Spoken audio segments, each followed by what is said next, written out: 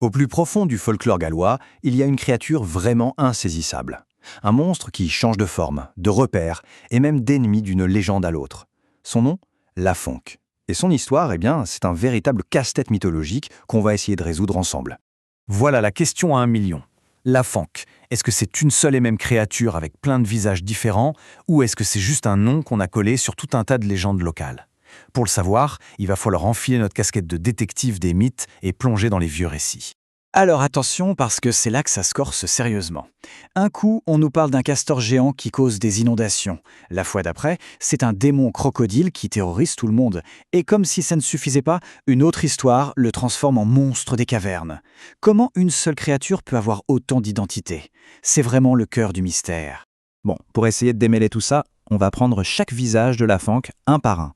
Chaque version nous raconte quelque chose de différent. Et chaque fois, c'est ancré dans un lieu bien précis du pays de Galles. La version la plus célèbre, c'est celle du castor. Il faut s'imaginer la scène. Une jeune fille très courageuse qui attire le monstre hors de l'eau. Il finit par s'endormir la tête sur ses genoux, et là, le piège se referme. Des hommes l'enchaînent, et 2 bœufs légendaires sont appelés pour le tirer hors de la rivière. On se croirait presque dans un conte de fées, non? Et c'est là que ça devient vraiment intéressant. Il n'y a pas de combat épique, pas de mise à mort, non, le monstre est simplement déménagé. On le déplace dans un lac de montagne bien isolé pour qu'il ne dérange plus personne. On ne cherche pas à le détruire, mais à gérer le problème. Il faut garder cette idée en tête, elle est super importante. Allez, on oublie le castor. Maintenant, on change de décor, direction un autre lac, l'Inbarvog, où notre Lafonc se transforme en crocodile démoniaque. Et pour s'occuper d'une telle menace, il faut un héros à la hauteur, le roi Arthur en personne, qui utilise une chaîne magique pour le maîtriser. Donc, nouveau lieu, nouveau monstre, nouveau héros. Cette version crocodile, ce n'est pas un hasard. En fait, ça nous connecte à toute une famille de monstres celtiques, les worms, ces espèces de dragons aquatiques, un peu serpentins, qui hantent le folklore britannique. Lafonc devient alors une sorte de cousin local de ces créatures, ce qui rend le puzzle encore plus riche. Et juste au moment où on pensait avoir fait le tour, voilà qu'un grand recueil de contes gallois, le Mabinogion, nous en offre une 3e version. Ici, Ladank, notez le petit changement de nom, quitte l'eau pour une grotte. Et ce n'est plus juste une bête sauvage, il se bat avec une lance empoisonnée, comme un guerrier, il se cache, il tend des embuscades. On est très loin du castor géant. Bon, si on résume, on a 3 monstres complètement différents sous le même nom. Ou presque. Mais l'énigme ne s'arrête pas là. Parce que si le monstre change, le héros et la fin d'histoire changent aussi, du tout au tout. Regardez bien ce tableau, c'est la preuve en image de ce grand bazar. D'un côté, on a une approche en douceur, une relocalisation. De l'autre, une extraction musclée par un roi légendaire. Et pour finir, un meurtre en bonne et due forme par un héros de conte. Rien ne colle. Déplacé, sorti de l'eau, tué. Comment est-ce qu'une seule légende peut être aussi incohérente? C'est la grande question. C'est à ce moment-là que tout bascule. On a passé notre temps à chercher une logique, une cohérence. Mais si on faisait fausse route? Et si ces contradictions, ce n'était pas un bug, mais la caractéristique principale du mythe? Si c'était justement ça la clé pour tout comprendre? Alors, comment une légende peut se transformer à ce point? Il y a plusieurs pistes. D'abord, la tradition orale, les histoires racontées au coin du feu qui changent un peu à chaque fois. Ensuite, chaque village veut son propre monstre local, bien adapté à son lac ou sa rivière. On ajoute à ça quelques emprunts au mythe des voisins, des mots qui changent de sens avec le temps, et même des faux créés de toutes pièces. Prenons un exemple concret, la langue.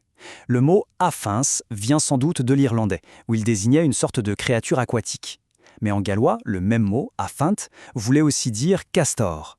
On voit bien le glissement qui a pu se produire, non? Le nom d'un monstre générique a fini par fusionner avec celui d'un animal réel, ce qui a créé cette image un peu bizarre d'un castor monstrueux.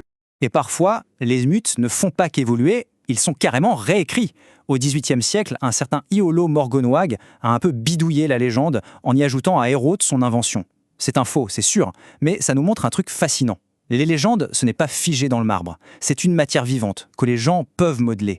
Et cette nature changeante, ce n'est pas du tout une exception. Pour s'en convaincre, faisons un petit crochet par l'Écosse pour rencontrer un de ses lointains cousins spirituels. On va voir que c'est une histoire de famille. Voici le Kelpie, le fameux esprit des eaux écossais. Le plus souvent, il a l'apparence d'un cheval, mais en réalité, il peut changer de forme comme il veut. Et exactement comme Lafonc, chaque lac, chaque rivière a sa propre version du Kelpie, avec ses propres règles. Il n'y a pas de version officielle. Et c'est ça le point clé. Cette incohérence, ce n'est pas un défaut, c'est la signature d'un folklore authentique, bien vivant. Et voilà, on arrive au bout de notre enquête. Après avoir navigué entre les castors géants, les crocodiles démoniaques et les monstres des cavernes, quelle est la vérité sur l'Afanc? La conclusion, elle est à la fois simple et assez surprenante. Il n'y a pas de vrai Aphance. L'Aphance, ce n'est pas une créature, c'est une étiquette. C'est le nom qu'on donne au monstre du coin, celui qui incarne les peurs et les mystères d'un endroit précis. Sa véritable nature, c'est justement de ne pas en avoir une seule de fixe. Et cette capacité incroyable à se réinventer, elle continue aujourd'hui. L'Afanc a quitté ses lacs gallois pour conquérir la culture populaire. On le croise dans des jeux vidéo, des romans, des séries télé. Chaque nouvelle apparition est une nouvelle version, une preuve de plus que cette légende est loin, très loin d'être morte. Au final, la bonne question n'est peut-être pas quel est le vrai Afanc. La vraie question, c'est plutôt est-ce qu'on a vraiment besoin d'une seule et unique version, ou est-ce que la véritable magie d'un mythe, ce n'est pas justement sa capacité à être racontée de mille et une manières, à nous inspirer, nous effrayer et nous faire rêver encore et toujours. C'est peut-être ça, le véritable pouvoir des histoires.